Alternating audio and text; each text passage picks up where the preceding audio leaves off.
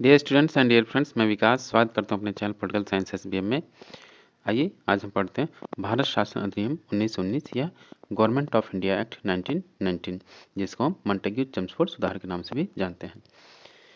आगे बढ़ने से पहले एक रिक्वेस्ट है, अगर आप चैनल पर पहली बार विजिट कर रहे हैं या नए हैं तो प्लीज़ आप चैनल को सब्सक्राइब कीजिए।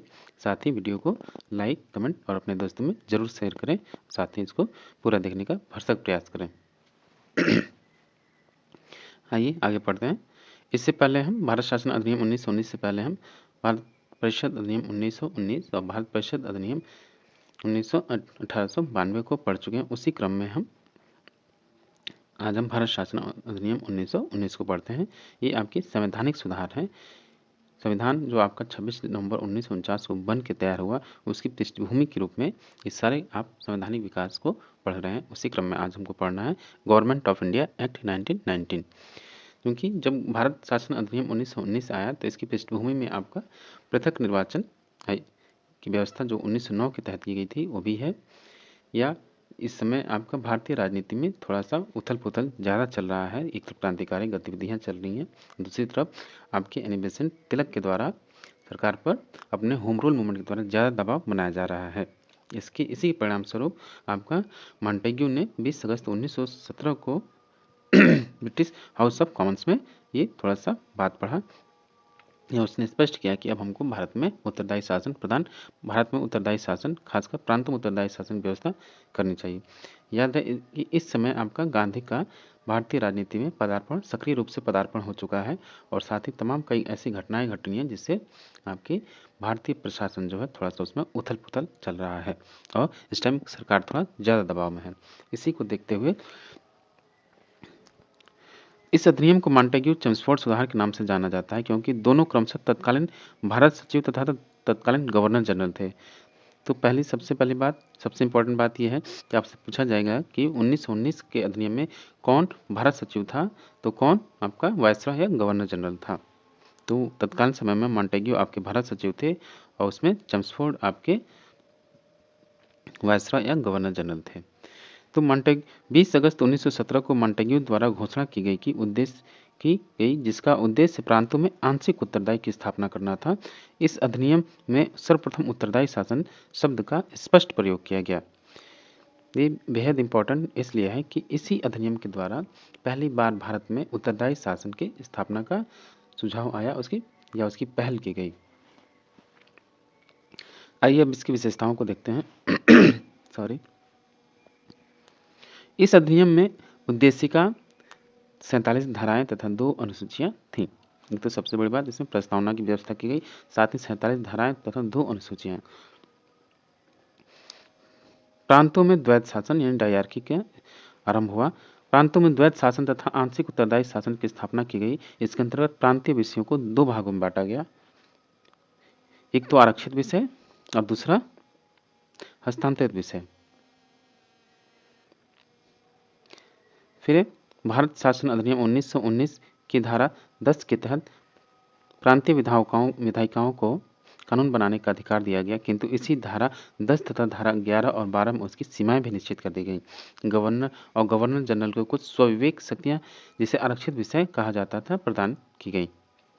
भारत शासन अधिनियम 1919 से द्वैत शासन के प्रावधान पर ब्रिटिश विचारक लियोनेल कार्टिस ने के डायरकी संबंधी विचारों का प्रभाव था। कार्टिस ब्रिटिश साम्राज्य संघवाद की वकालत करता था। भारत शासन अधिनियम 1919 की धारा 17 में यह प्रावधान था कि भारतीय विधानसभा गवर्नर जनरल और 2 सदनों राज्य परिषद और तथा विधानसभा से मिलकर बनेगी। 1919 के अधिनियम की धारा 18 में उल्लेख किया गया कि राज्य परिषद में अधिक से अधिक 60 सदस्य हो सकते हैं तथा वे सांविधिक नियमों के अनुसार निर्वाचित या मनोनीत होते थे। उनमें अधिक से अधिक 20 सदस्य सरकारी हो सकते थे। इसमें सबसे पहले व्यवस्था की गई कि जो राज्य परिषद है उसमें अब सदस्यों की संख्या कितनी है? 60। फिर गवर्नर जनरल सदस्यों में से ही किसी एक कोष का अध्यक्ष तथा गवर्नर जनरल को राज्य परिषद को संबोधित करने का अधिकार था। इसके लिए सदस्यों की उपस्थिति की अपेक्षा कर सकता था। अधिनियम की धारा 19 के अनुसार विधानसभा की सदस्य संख्या 140 तय की गई थी। बाद में बढ़ाई भी गया। इनमें से 100 निर्वाचित सदस्य, 26 मनोनीत सरकारी सदस्य हुआ करते थे और शेष गैर सरकारी मनोनीत सदस्य। सदस्यों की विभिन्न श्रेणियों का अनुपात भी बदला जा सकता था, लेकिन इसमें यह शर्त थी कि कुल संख्या के कम से कम 5/7 सदस्य निर्वाचित होंगे और शेष के कम से कम 1/3 सदस्य गैर सरकारी होंगे। गवर्नर जनरल को सदन को संबोधित करने का भी अधिकार था। इसकी अगली विशेषता है, अधिनियम की धारा 20 के अनुसार गवर्नर जनरल विधानसभा द्वारा अपने में से ही चुने गए सदस्य को विधानसभा का अध्यक्ष नियुक्त करता था। अधिनियम की धारा 21 के अनुसार राज्य परिषद की अवधि 5 वर्ष और विधानसभा की अवधि 3 वर्ष थी। यानी राज्य परिषद की अवधि कितनी थी? 5 वर्ष और विधानसभा की 3 वर्ष थी। ज्ञात रहे कि अधिनियम के तहत पहली बार 1920 में निर्वाचन हुए और पहली केंद्रीय विधानसभा का गठन 9 फरवरी 1921 को हुआ। ऐसे बेहद इंपॉर्टेंट है कि आपसे बार बार पूछा जाता है कि भारत शासन अधिनियम 1919 के तहत चुनाव कब हुए? तो 1920 में निर्वाचन हुए और पहली केंद्रीय विधानसभा का गठन 9 फरवरी 1921 को हुआ। 1919 के अधिनियम के तहत 1920, 23, 26, 1930 और 1934 और 1945 में निर्वाचन हुए। कुल 6 बार केंद्रीय विधानसभाओं का गठन किया गया। ये 1919 के अधिनियम के तहत गठित केंद्रीय विधानसभा का निर्वाचन कब निर्वाचन हुआ और उसका विघटन का वर्ष क्या था? 1919 के अधिनियम के तहत गठित विधानसभा 1921 में अस्तित्व में आई। उसके 145 सदस्य थे। इनमें 104 निर्वाचित सदस्य, 52 सामान्य निर्वाचकों द्वारा, 30 मुस्लिम मतदाताओं द्वारा, 9 यूरोपीय मतदाताओं द्वारा और 7 जमींदारों, 4 व्यापारियों द्वारा और 2 सिखों द्वारा मनोनीत किए गए। 41 सदस्य नामांकित सदस्य थे, जिसमें 26 सरकारी और 15 गैर सरकारी सदस्य थे। इसी तरह केंद्रीय विधान परिषद के दूसरे सदन यानी राज्य परिषद के कुल 60 सदस्यों में से 27 नामांकित और 33 निर्वाचित, जिसमें गैर मुस्लिम 16, 11 मुस्लिम, 1 सिख, 2 गैर सांप्रदायिक और 3 यूरोपीय शामिल थे। इसका गठन 1921, 26, 30 और 36 में हुआ। नवंबर 1920 में केंद्रीय विधान परिषद के दोनों सदनों के निर्वाचन के पश्चात 9 फरवरी 1921 को ड्यूक ऑफ कनॉट ने नई विधायिका का उद्घाटन किया। गवर्नर जनरल ने हाउस ऑफ कॉमन्स के एक सदस्य सर फ्रेडरिक व्हाइट को 4 वर्ष के लिए सभा का अध्यक्ष नियुक्त किया। उसी दिन सच्चिदानंद सिन्हा को सभा का उपाध्यक्ष निर्वाचित किया गया। बेहद इंपॉर्टेंट है। वह व्यक्ति जो पहली बार केंद्रीय विधान परिषद का उपाध्यक्ष के रूप में किसका चुनाव हुआ? तो सच्चिदानंद सिन्हा का। याद रहे, केंद्रीय विधानसभा के पहले भारतीय अध्यक्ष विट्ठल भाई पटेल जो 1925 में थे और अंतिम अध्यक्ष जीवी मावलंकर थे। यानी जो केंद्रीय विधानसभा के पहले भारतीय अध्यक्ष आपके विट्ठल भाई पटेल, ये आपके सरदार वल्लभ भाई पटेल के भाई हैं, और अंतिम अध्यक्ष जीवी मावलंकर थे। राज्य परिषद 14 अगस्त 1947 को केंद्रीय विधानसभा की भांति भारतीय स्वतंत्रता अधिनियम 1947 के परिणामस्वरूप भंग हो गई। संपत्ति तथा शिक्षा के आधार पर सीमित संख्या में लोगों को मताधिकार प्रदान किया गया तथा जिनकी आय 10,000 रुपये वार्षिक थी वही मत दे सकता था। भारत शासन अधिनियम 1919 के द्वारा मतदान यानी प्रत्यक्ष मतदान की व्यवस्था तो की गई, परंतु ये सीमित या वर्गीय मताधिकार दिया गया, जो मत देने का अधिकार केवल उन्हीं का था जिनकी आय 10,000 वार्षिक थी, या फिर कोई जमींदार हो, या विश्वविद्यालय से संबंधित हो, या नगर निकाय का कोई हो। इन्हीं लोगों को मत देने का अधिकार था। सांप्रदायिक निर्वाचन प्रणाली का विस्तार करते हुए सिखों, भारतीय ईसाइयों, आंग्ल भारतीय तथा यूरोपियों के लिए भी इसमें व्यवस्था की गई। सांप्रदायिक निर्वाचन प्रणाली की आरंभ आपके भारत परिषद अधिनियम 1919 के द्वारा की गई, जिसमें मुसलमानों को पृथक रूप से निर्वाचन प्रणाली की व्यवस्था की गई। उसी का विस्तार इसमें किया गया। मुसलमानों के अलावा भारतीय ईसाइयों को, आंग्ल भारतीय जो एंग्लो इंडियन थे उनको, और यूरोपियों के लिए भी इसमें व्यवस्था की गई। साथ साथ सिख भी इसमें शामिल थे। के लिए भी पृथक निर्वाचन की व्यवस्था की गई। यद्यपि मॉन्टेग्यू चेम्सफोर्ड ने सांप्रदायिक निर्वाचन मंडलों को एक खेदजनक आवश्यकता माना था। सांप्रदायिक निर्वाचन मंडलों की बुराई तो इन्होंने किया, इसको न चाहते हुए भी मॉन्टेग्यू चेम्सफोर्ड को स्वीकार करना पड़ा, इसलिए कहते थे यह एक खेदजनक आवश्यक था। इस अधिनियम द्वारा लंदन में भारतीय उच्चायुक्त की स्थापना की गई। बेहद इंपॉर्टेंट कि एक हाई कमिश्नर की स्थापना लंदन में की गई और इसका वेतन आपको भारतीय खजाने से दिया जाता था। सिविल सेवकों की भर्ती के लिए एक केंद्रीय लोक सेवा आयोग का प्रावधान किया गया, जिसका गठन 1926 में किया गया। इसी अधिनियम के तहत आज का जो यूपीएससी का स्वरूप है, इसकी आधारशिला इसी अधिनियम में रखी गई, जिसका गठन ली आयोग की सिफारिश पे 1926 में किया गया।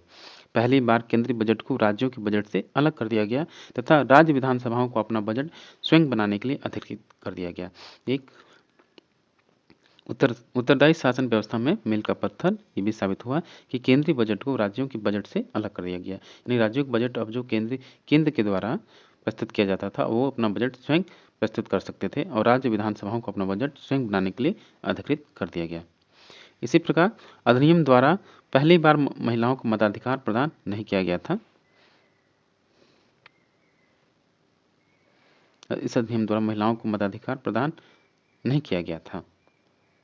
10 वर्ष पश्चात एक वैधानिक आयोग के गठन का प्रावधान किया गया, जो 1919 के अधिनियम की समीक्षा करेगा।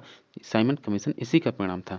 इसी अधिनियम में इस बात की व्यवस्था भी कर दी गई है, प्रावधान भी कर दिया गया कि इस अधिनियम के बाद 10 वर्ष बाद इसकी समीक्षा के लिए सरकार को एक विधि आयोग गठन करना पड़ेगा, ताकि इसकी समीक्षा कर सके, जांच पड़ताल कर सके कि कितना संतोषजनक या लाभप्रद रहा या उत्तरदायी शासन कितना ये सफल हुआ, जिसका परिणाम आपका 19 नवंबर 1927 में साइमन कमीशन की नियुक्ति करके की गई और ये फरवरी 1928 में भारत पहुंचा। केंद्रीय तथा प्रांतीय सरकारों के बीच प्रशासन के समस्त विषयों का 2 भागों में विभाजन किया गया, जो भारत में संघात्मक व्यवस्था के निर्माण की दिशा में प्रथम प्रयास था।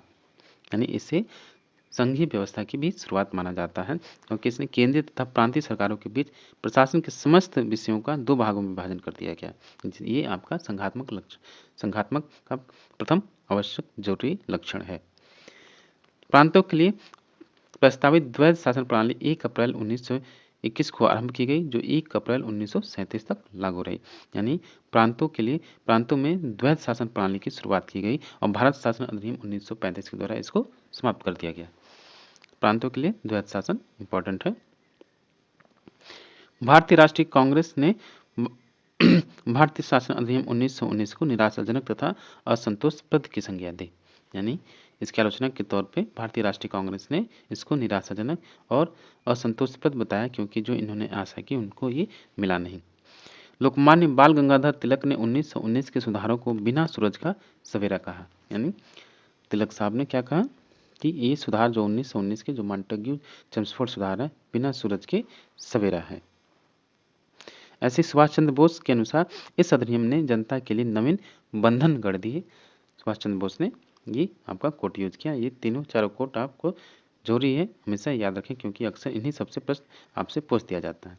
तो डियर फ्रेंड्स, ये था आपका आज का मॉन्टेग्यू चेम्सफोर्ड सुधार 1919 या भारत शासन अधिनियम 1919, जिससे आपके प्रांतों में पहली बार उत्तरदायी शासन की व्यवस्था और द्वैध शासन की व्यवस्था की गई और यहीं से आपका प्रत्यक्ष निर्वाचन प्रणाली की भी प्रारंभ की गई और साथ ही इसमें सांप्रदायिकता का और विस्तार किया गया, जो कि इससे पहले 1909 के अधिनियम में पार्लियामेंटों में मुसलमानों को पृथक निर्वाचन दिया गया। उसी का विस्तार करते हुए अब सिखों को, भारतीय ईसाइयों को, यूरोपियनों को और आंग्ल भारतीयों का इसका विस्तार किया गया।